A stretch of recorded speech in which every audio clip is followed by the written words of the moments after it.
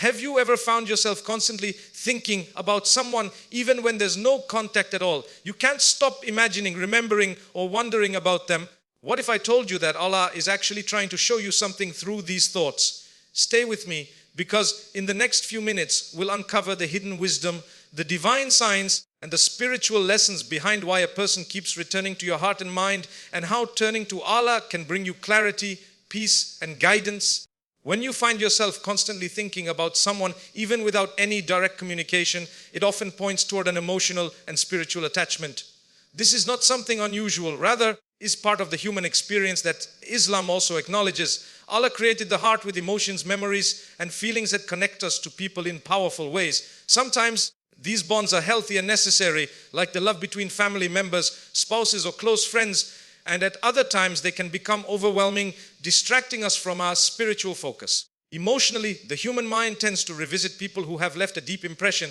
It could be due to past conversations, shared experiences, or even unspoken feelings. Psychology explains that the subconscious mind plays a major role in keeping certain individuals alive in our memory. But from an Islamic perspective, these constant thoughts also have a deeper layer. They may be a sign of how attached your heart has become, either through love, longing, or even unresolved emotions. Spiritually, the heart is where true guidance rests. The Prophet, it told us that in the body there is a piece of flesh, and if it is sound, the whole body is sound, and if it is corrupt, the whole body is corrupt. That is the heart. When your heart repeatedly turns toward a person, it reflects how much that person has occupied your inner world. Sometimes this attachment can be a form of mercy from Allah, reminding you of people who bring goodness into your life. Other times, it could be a test from Allah to see whether you allow these feelings to control you or whether you submit them to Him for clarity and balance. It is also important to remember that emotional and spiritual attachments are not always about love or desire. They could also mean responsibility, concern, or even unfinished matters. For example, a parent constantly thinking of their child is natural and blessed. A believer constantly remembering their teacher or a pious friend may be a reflection of the spiritual bond Allah has placed between them. On the other hand, if the attachment is about longing for someone in a way that causes restlessness, it may be a signal from Allah to seek His help in bringing your heart back to balance.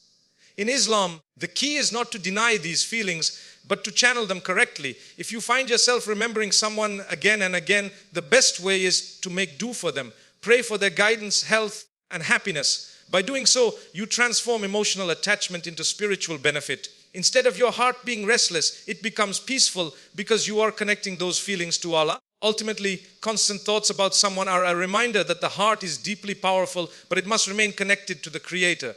Emotional and spiritual attachments are natural, but their true beauty is realized only when they lead you closer to Allah, not away from Him.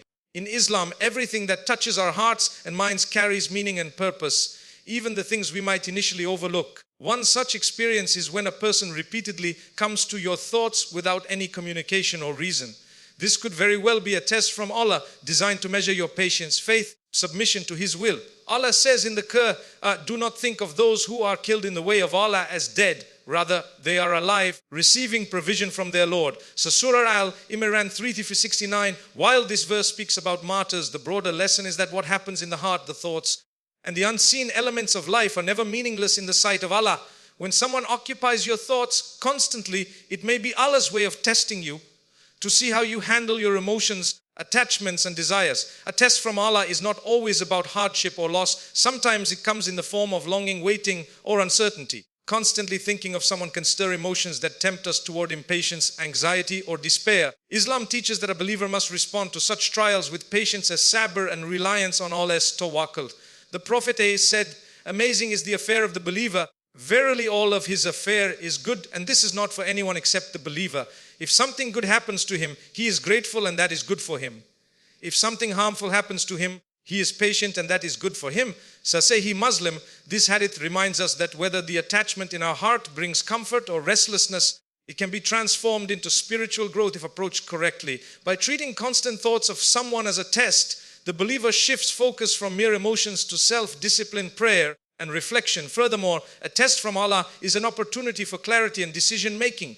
Perhaps Allah is testing whether you will act impulsively, hold on to something worldly unnecessarily, or seek His guidance before making choices. When a person repeatedly comes to your mind, it may be a prompt to engage in asking Allah for clarity about the situation, guidance on your feelings, and protection from being misled by your own heart. Another dimension of this test is patience in detachment. Sometimes Allah places someone in your thoughts to train your heart in letting go when attachment may not be beneficial or permitted. This teaches the believer that emotional control coupled with trust in Allah, far superior to following desires blindly. It is a reminder that the heart is not ultimate ruler, Allah is. In essence, constant thoughts of someone can be more than just coincidence or random memory. They can be a divine test, measuring how much you trust Allah, how patient you remain, and how you respond to inner trials. Those who approach these moments with mindfulness, prayer, and reflection will find that even challenges of the heart become opportunities for spiritual elevation. In Islam, nothing occurs in life by chance. Every event, every meeting, and even every thought is guided by the wisdom of Allah. When a person repeatedly appears in your mind without any communication, it may be a sign of Qadr, divine destiny, or hidden wisdom from Allah. Understanding this concept requires recognizing that Allah's plan encompasses not only the visible world, but also the unseen influences on our hearts and minds. Qadr, or divine decree, is one of the fundamental beliefs in Islam. Allah tells us in the Qur'an, indeed, all things we created with predestination. So Surah Al-Qamar 54:49, this verse reminds believers that nothing happens without Allah's knowledge and permission. When someone keeps returning to your thoughts, it might be a subtle indication of a connection preordained by Allah, whether it is related to your personal growth, your spiritual journey, or your ultimate path in life. Such repeated thoughts may not always indicate a worldly relationship, but could signal lessons, guidance, or experiences that are part of your divine plan. Sometimes Allah places people in our hearts as a form of guidance. For example, a righteous person who constantly comes to mind might be a reminder to embody patience, gratitude, or piety. In other cases, person may appear repeatedly to teach us emotional discipline, the importance of letting go or reliance solely on Allah. By reflecting on why someone occupies your thoughts, you can gain insights into your own spiritual state and the wisdom Allah wants you to acquire. Another aspect of Qadr is preparation. Allah often tests the heart with recurring thoughts as a way to prepare it for future challenges or blessings. If the attachment is positive and aligns with Islamic principles, it may be a sign of future benefit, guidance, or companionship. Conversely, if the attachment causes distress or distraction, it may be a warning to redirect your focus toward what is pleasing to Allah. Recognizing these signs requires mindfulness, reflection, and sincere due to seek clarity. Islam encourages believers to turn to Allah for understanding when they encounter repeated thoughts of someone. The Prophet, they emphasized turning the heart and mind toward Allah in moments of confusion, desire, or curiosity.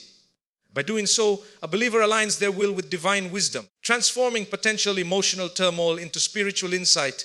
Constant thoughts are therefore not just random mental patterns. They are opportunities to reflect on destiny, divine wisdom, the unseen workings of Allah in our lives. Ultimately, recognizing these thoughts as signs of Qadr or divine wisdom helps the believer maintain patience, trust, and reliance on Allah. It shifts the perspective from curiosity or obsession to spiritual growth and purposeful reflection. Instead of being passive or anxious, a believer learns to use these moments to pray, seek guidance, and strengthen their connection with Allah. The next step is always turning these reflections into action through dhikr and patience, ensuring that the heart responds to divine signs with wisdom, not confusion. In this way, constant thoughts of someone become more than mere emotion. They become a means to draw closer to Allah and align with His perfect plan.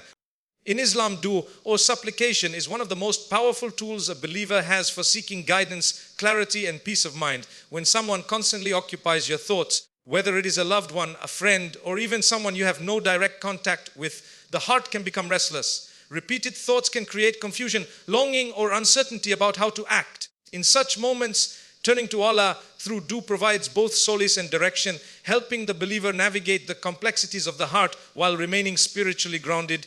Dua is not merely asking Allah for worldly outcomes. It is a way of aligning your heart and mind with His divine wisdom. When you make sincere supplication, you acknowledge that Allah is the ultimate guide and that He knows what is best for you. This is especially important when thoughts of someone keep recurring.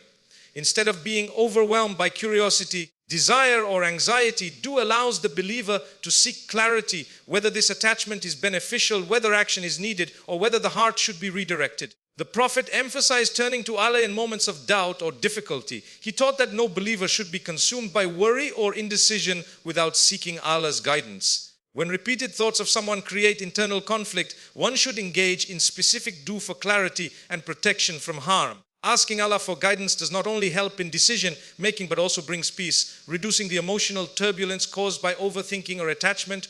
Moreover, dua should be accompanied by patience, sabr, and trust, tawakkul. It is not enough to simply ask. A believer must also leave the outcome in Allah's hands. Often, the answer comes in ways we do not immediately recognize, through clarity of mind, shifting circumstances, or changes in the heart. By consistently turning to Allah, the believer strengthens the connection between the heart and the Creator, transforming uncertainty into spiritual growth. Another key aspect is using dua as a tool for spiritual purification. When thoughts of someone stir desires, attachment, or anxiety, asking Allah for guidance helps the heart detach from unnecessary worldly fixation while remaining compassionate, kind, and conscious. Dua allows the believer to maintain emotional balance, ensuring that the heart is neither overwhelmed by longing nor distracted from worship and obedience to Allah. Practically, this can involve making dua at times when the heart is most receptive after Fajr and Isha prayers, during the last third of the night, or after obligatory prayers. Combining dua with dhikr, remembrance of Allah, and reflection on Quranic guidance strengthens clarity, bringing peace and understanding. Ultimately, turning to dua is about surrendering to Allah's wisdom. It teaches the believer that constant thoughts of someone are not random. They are opportunities to grow spiritually, exercise patience, seek divine guidance. Through sincere supplication, the heart finds clarity, the mind gains calm, and the believer moves forward with confidence in Allah's perfect plan.